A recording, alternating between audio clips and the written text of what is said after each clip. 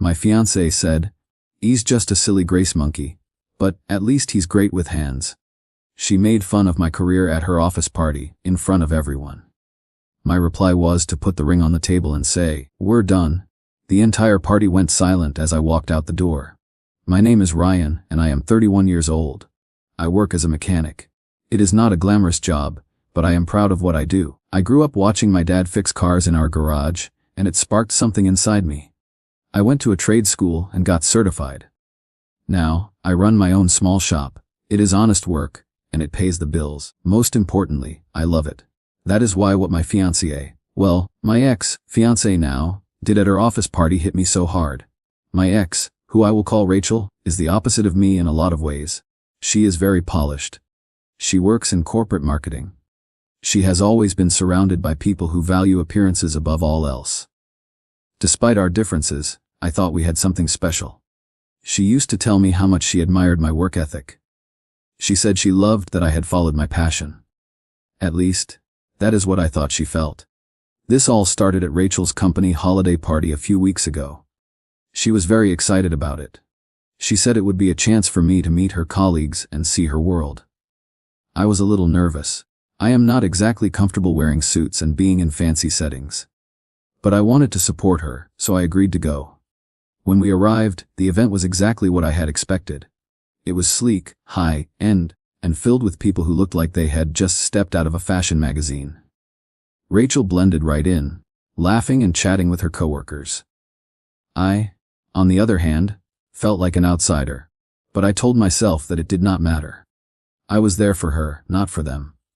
Things started going south about an hour into the party. Rachel was introducing me to a group of her colleagues.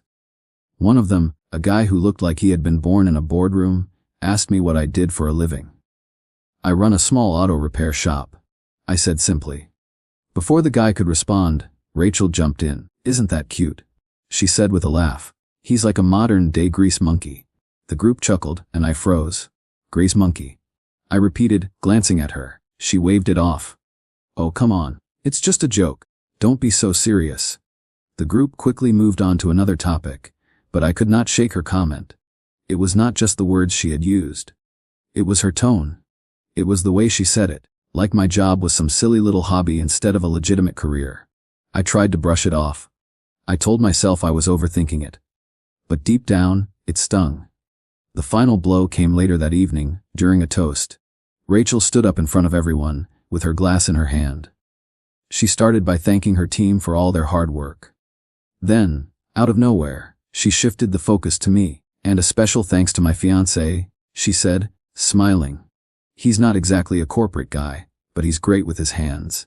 If anyone's car breaks down, you know who to call." The room erupted in laughter. I felt my face get hot as dozens of eyes turned toward me. Their smiles were tinged with a look of condescension. Rachel was beaming, clearly pleased with herself. I just sat there, feeling completely humiliated. As the laughter died down, I locked eyes with Rachel. I was silently asking her why she would do that. She did not seem to notice my discomfort. Or worse, she did not care. She was too busy soaking in the attention, clearly proud of her little joke. I excused myself from the table and stepped outside to clear my head.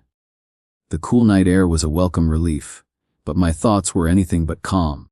I replayed her words over and over again in my mind. The sound of the laughter was echoing in my ears. This was not just a one-time comment. It was a pattern of behavior. She had reduced my career, my passion, to a punchline. And the worst part was that she had done it in front of people who barely knew me. A few minutes later, Rachel came outside, still holding her wine glass. "There you are," she said, her tone light and carefree. "Why did you run off?" I turned to face her, trying to keep my voice steady. "Do you have any idea how embarrassing that was?" She blinked, clearly taken aback. "What are you talking about?" "The toast," I said, my frustration bubbling to the surface. "You made me sound like some kind of handyman that you keep around for convenience." She laughed, like it was no big deal. "Oh, come on. It was just a joke. Everyone loved it." "I did not love it," I said firmly. "And it is not the first time you have done this. You have made comments like this before." But tonight, Ukra's smile faded. It was replaced by a defensive glare. "You're overreacting." I was just trying to lighten the mood. By belittling me? I shot back. You say you respect what I do, but your actions say something else. Do you even realize how condescending you sounded? She crossed her arms. You're being dramatic. If you can't handle a little bit of teasing, then maybe you're the one with the problem. That was it. The mask had finally slipped. This was not just a misunderstanding. It was a fundamental difference in how she saw me and how I saw myself. I had always tried to support her in her career, but she could not, or would not, do the same for me. I took a deep breath, knowing what I had to say next. Rachel, I can't do this anymore. Her eyes widened. What are you talking about? This relationship, I said, my voice steady. It's over. She laughed nervously. You can't be serious. Over a joke. You're really going to throw everything away because of one comment? It's not just one comment, I replied. It is how you see me. It is how you have always seen me. You do not respect what I do, and I cannot spend my life with someone who looks down on me. She stared at me. Her expression shifted from disbelief to anger. You're being ridiculous, she snapped. You think you're so special because you fix cars. Newsflash, it's not that impressive. Her words cut deep, but they also solidified my decision. I took off the engagement ring and placed it in her hand. Good luck finding someone you actually respect, I said, before walking back inside. As I walked back into the party, the weight on my chest began to lift.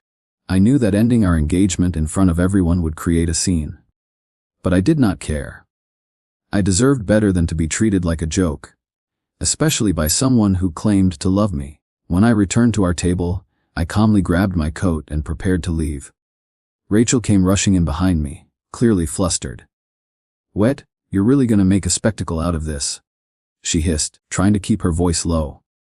You did that all on your own, I replied, keeping my tone calm. Enjoy the rest of your party.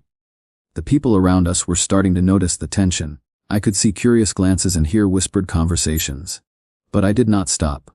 Rachel grabbed my arm one last time, her voice desperate now. Please, let's talk about this. You are blowing everything out of proportion. I turned to her and met her eyes. I gave you so many chances to respect me, Rachel. I supported you. I celebrated your successes. I never once belittled what you do. But you could not do the same for me. This is not something we can talk out. This is who you are. With that, I walked out of the party, leaving her standing there with the engagement ring still in her hand. The drive home was quiet. My emotions were a mix of relief and lingering frustration. I replayed the events of the night in my head. I questioned whether I had made the right decision. But every time I thought about her comments, about the dismissive way she spoke about my career, I knew that I had done what was best for me. Over the next few days, the fallout began. Our mutual friends started calling and texting, asking what had happened. Apparently, Rachel had wasted no time in spinning her version of the story. He is so insecure, she wrote in a group chat. I was just joking, and he couldn't handle it.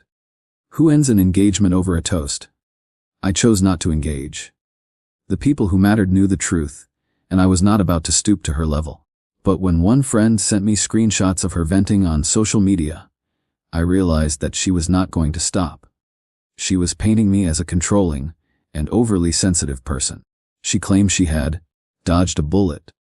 That is when I decided it was time to take control of the narrative. I reached out to the people who had been at the party. I talked to friends, colleagues, and even acquaintances. I calmly explained my side of the story. I told them about the constant belittling, the lack of respect, and how the party was just the final straw. Most of them were very understanding. Some of them even apologized for laughing at the toast. One of her coworkers sent me a private message. I never liked the way she talked about you, she wrote. She made it sound like she was settling for less. It stung to read that, but it also validated my decision. Rachel had never truly valued me or my work, and I was not going to let her continue to define the narrative. My decision to end the engagement sent ripples through our social circles, but I stayed firm. Rachel continued her attempts to paint me as the villain.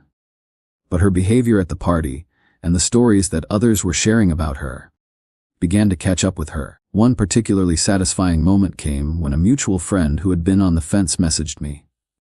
I talked to someone at her office. He wrote. They said she brags about how she settled for you because she thought you would be easy to control. Sounds like you dodged a bullet. Dodged a bullet, indeed. The ultimate moment of closure came when I got a call from her boss. Apparently, the gossip about the party had made its way back to the management team. They were concerned about her professionalism. I did not have to say much. I just confirmed the facts about the toast and her subsequent behavior. The boss thanked me and said they would handle it internally. I do not know what happened after that, but I heard through the grapevine that Rachel was passed over for a promotion she had been hoping for. Actions, after all, have consequences. With Rachel out of my life, I threw myself into my work and the things I loved. I started taking on more complex projects at my shop. I upgraded some of my tools. I even began teaching a weekend class for aspiring mechanics. It felt good to focus on something that brought me joy, free from judgment or condescension. As for the engagement ring, I sold it. I used the money to treat myself to a much-needed vacation. It was my way of closing that chapter and moving forward. Looking back, I realized that the breakup was not just about the toast. It was about what the toast revealed. Rachel did not see me as an equal. She saw me as someone to mock, to control, and to use for her own ego. And that is not love. Love is about respect, partnership, and lifting each other up, not tearing each other down for a cheap laugh. So, if you are ever in a relationship where you feel belittled or undervalued, take this as your sign. You deserve better. Walk away, even if it is hard. And if this story about standing up for yourself helps even one person, then it was worth telling.